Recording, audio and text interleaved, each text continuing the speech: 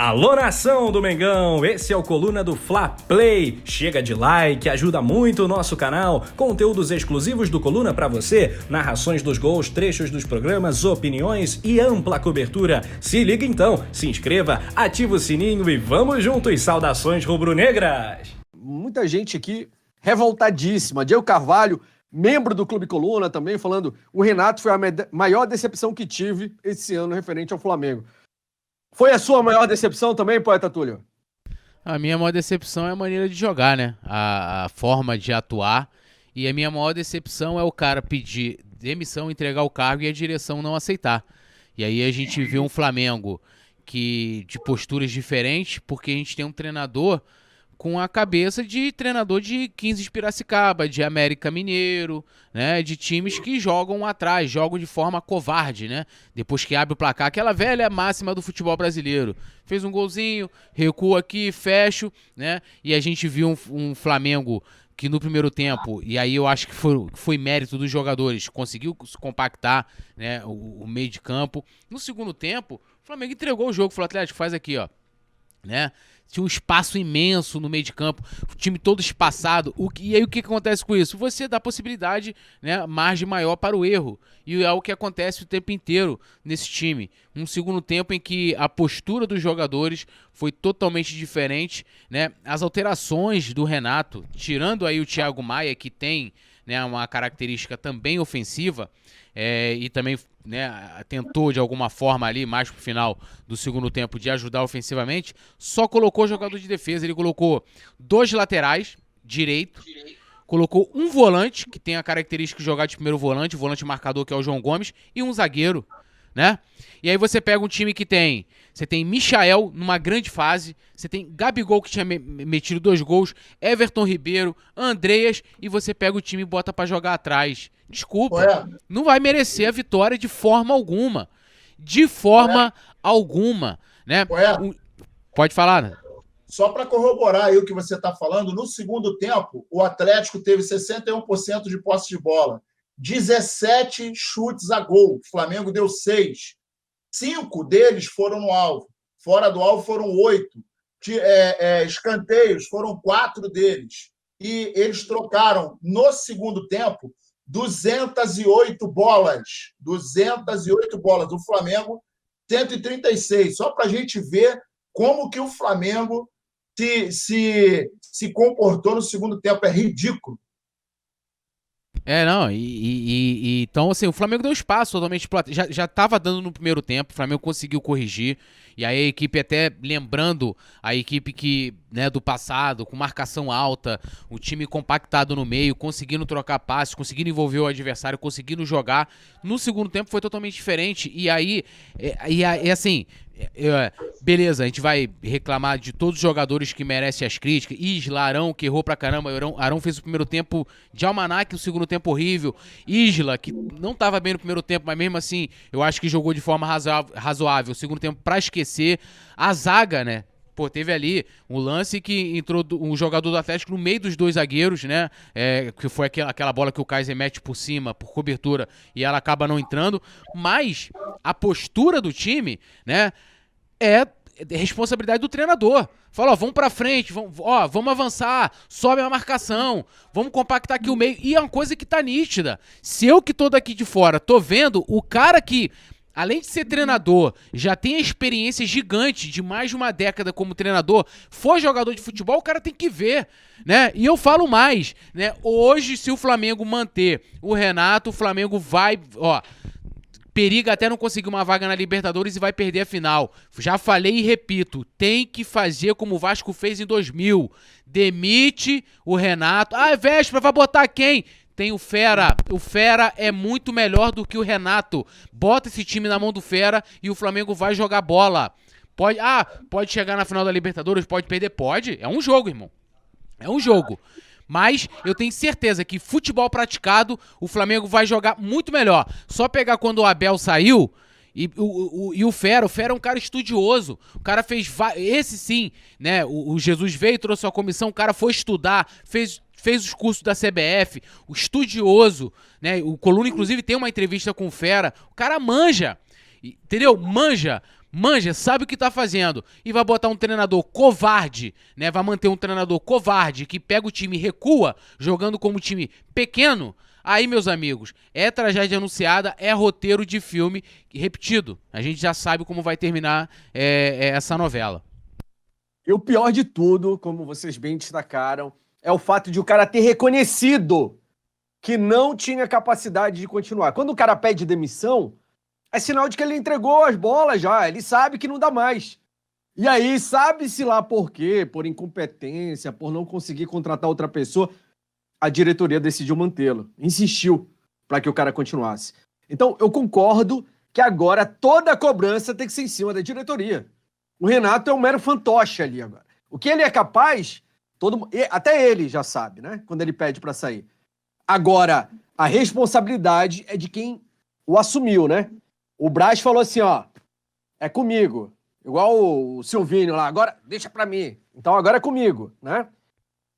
Tem que cobrar do Braz. E de quem dá essa carta branca pro Braz, no caso, Landim, seja lá quem for, quem manda realmente no Flamengo. Eu acho que a partir, como você colocou muito bem, o cara chegou lá e falou, olha, tô fora. Ele reconheceu o quê? Não tem condições de continuar. A diretoria bancou, e aí depois saiu até a notícia que teve jogadores, todos eles são responsáveis. Todos eles. E aí a cobrança tem que ser por que ele permanece. Os resultados não acontecem. A gente ganhou do Atlético Mineiro. E aí até a maneira de jogar, pelo contexto da situação, você vindo de uma eliminação, era até plausível, né? Você fala assim, não, beleza, você enfrentando o líder do campeonato, um time que briga diretamente pelo título com você fez um gol, os caras têm um poderio ofensivo muito grande e você mantém uma postura mais defensiva. Hoje não.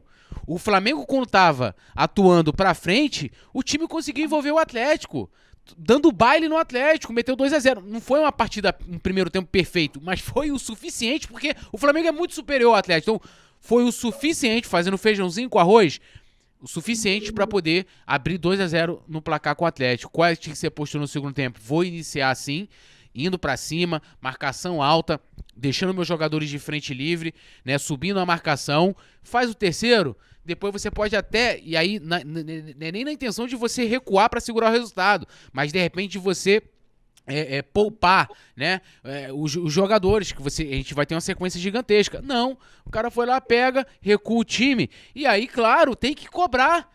Por que mantém? E ninguém vem falar. E eu sempre coloco isso, não tô vindo pro dirigente, pro presidente, pra vir a público falar, né, pro cara espinafrar o Renato, mas eu quero entender qual foi o critério, né? Eu gosto muito de analisar o que as pessoas falam, o contexto. Quero analisar qual foi o critério utilizado para o Flamengo, que se diz super profissional, uma gestão top das galáxias, para manter o Renato depois dele ter entregue o cargo, da forma como o time estava jogando, entendeu? E a vitória do Atlético não apagou isso, o empate de hoje, se fosse num contexto em que o Flamengo tivesse perdendo de 2-0 e o Flamengo empatasse, seria uma outra coisa. Agora, a gente estava vencendo e vencendo bem por 2-0. Eu quero saber qual foi o momento em que a direção do Flamengo, sendo o Marcos Braz, Bruno Spindel, jogadores, direção, porque o Landim foi para lá essa semana, foi pra lá.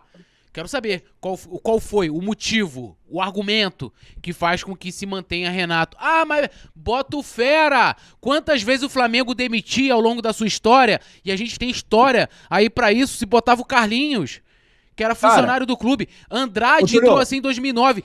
Jaime de Almeida em 2013. Se fossem, rapidinho, Simon. Se fossem covardes, não vamos demitir aqui o Antônio Lopes em 87, porque, vai botar quem? O Carlinhos? Ai, mas o Carlinhos, não sei o quê. Olha, não vamos demitir não sei. Assim, o Mano Menezes pediu pra ir embora. Entrou o Jaime de Almeida, que nunca tinha, né, sido treinador efetivo do Flamengo, quebrava galho. Mesma coisa Andrade de 2009. Então, assim, se não tiver coragem e culhão, vai continuar assim, irmão. Vai manter o cara e a gente vai continuar jogando assim, de forma covarde. E você falou que o Landim foi lá, né? Ele falou, a gente viu isso na mídia, amplamente divulgado, foi pro ouvir o departamento de futebol, fazer um diagnóstico. O que mudou? Nada, pô. Tudo continua a mesma coisa. Isso pra mim é o pior. Porque a ponto do presidente, e aí o Landim mantém uma postura que eu concordo. Ele tem pessoas, ele delegou, né, pro vice-presidente, pro diretor executivo, pros profissionais tocar o departamento. Ele não vai pra vestiário, né? Dificilmente ele faz isso. Não vai no ônibus com o jogador, dificilmente ele faz isso.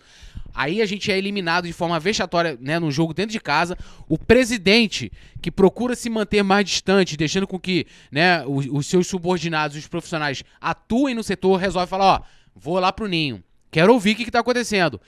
E não fala nada. Qual a impressão que dá? Ó, o cara foi lá, deram uma explicação pra ele, um engana bobo, falou, não, pô, tá tudo aqui. E tá tudo normal, pô. Como se não tivesse problema algum. E a gente vê, se a gente for analisar o departamento médico, se a gente for analisar os problemas do departamento de futebol, dos outros funcionários, tem problemas que estão visíveis pelos resultados apresentados em campo, pelos jogadores que estão lesionados, pelo departamento médico cheio, entendeu? Pelo questionamento que está saindo na mídia, nos bastidores, de que os treinos do Renato são questionados por alguns jogadores. O Renato, por mais que ele seja boleiro e tal, ele não é unanimidade, né? E aí a gente pode imaginar quais são os jogadores que questionam, né? O cara vai lá, tem pouco tempo pra treinar, quando vai treinar, o cara mete um rachão, não tem tático, pô. Não tem tático. Eu duvido que o Felipe Luiz, que tem anotado todos os treinos lá do Jorge Jesus, que quer vir a ser treinador, se ele concorda com esse tipo de coisa. Aí o presidente vai pra lá, vai ouvir, não fala nada e tipo assim, ó, tá tudo certo, gente. Tá tudo bem, tá tudo maravilhoso. É essa a impressão que eu tenho, que a diretoria tem, que tá tudo certo. E a gente tá claro que não tem. O Renato, eu vou dizer pra vocês, Renato tá sendo pior, tirando o início dele, né? O início dele que foi muito bom, maravilhoso, chegou, né? Teve seus méritos pelos números alcançados, eu não vou tirar os méritos dele. O Flamengo jogou até aquele jogo contra o Barcelona, fazendo boas... teve derrotas no meio do caminho, teve. Mas se eu olhar os números do Renato, até melhores do que o do Jesus. Agora, o Renato tá sendo pior do que... E aí eu falo pior em sentido de leitura de jogo, em sentido de padrão tático, do que Domi, do que Abel, do que Ceni, do que todos eles. Desculpa, do que todos eles. O Renato é pior. Eu não vi o Flamengo jogar dessa... Eu quero que alguém fale. Se com Abel o Flamengo jogava desse jeito, se com Domi o Flamengo jogava desse jeito, se com o Ceni o Flamengo jogava desse jeito, não jogava. Isso que a gente viu hoje, pra mim, é pior do que uma derrota. É pior do que os 3-0 que foi na quarta-feira passada.